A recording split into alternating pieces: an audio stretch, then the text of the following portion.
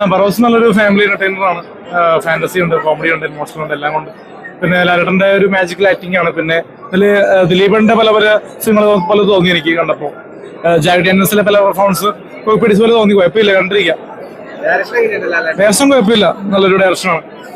ലാലേട്ടന്റെ ഒരു ഡയറക്ഷൻ പുതുമയുണ്ട്. കാരണം ഉദയനാഥ താരം സിനിമയിൽ നമ്മള് ലാലേട്ടന്റെ ഡയറക്ഷൻ സ്ക്രീനിൽ കണ്ടാണല്ലോ. അപ്പൊ അതുപോലെ തന്നെ റിയലിലും വന്നൊന്ന് ആഗ്രഹം ഉണ്ടാകുന്ന പോലെ നടന്നു. 3D effects ഒക്കെ ഗംഭീരമായിട്ട് വർക്കായി പോയിട്ടുണ്ട്.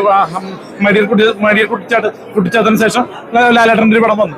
ലാലേട്ടന്റെ കൂടെ അല്ല മടിയിൽ വ്യത്യാസം, പക്ഷെ അതിനുശേഷം കുട്ടികളുടെ ഒരു പടം കുറെ നമുക്ക് ഇഷ്ടമാണ്.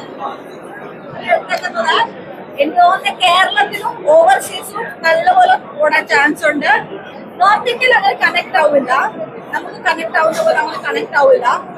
അപ്പോ ഏതായാലും ഒരു സക്സസ്ഫുൾ വെഞ്ചർ ആയിരിക്കും. പിന്നെ ഇനി ഡയറക്ട് ചെയ്യണോന്നാണ് ആഗ്രഹം. ഫുൾ ഫാമിലി ഓഡിയൻസ് ആണ്. അതില് നമ്മുടെ യൂത്ത് പോയി ഇങ്ങനെ മാസം അതൊന്നും പ്രതീക്ഷ ഒന്നും പോവല്ലേ.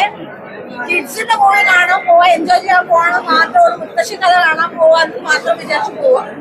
അപ്പൊ നല്ല രസമായിട്ട് തോന്നി. നല്ലായിരുന്നോ? അഭിനയൊക്കെ ഇഷ്ടപ്പെട്ടു.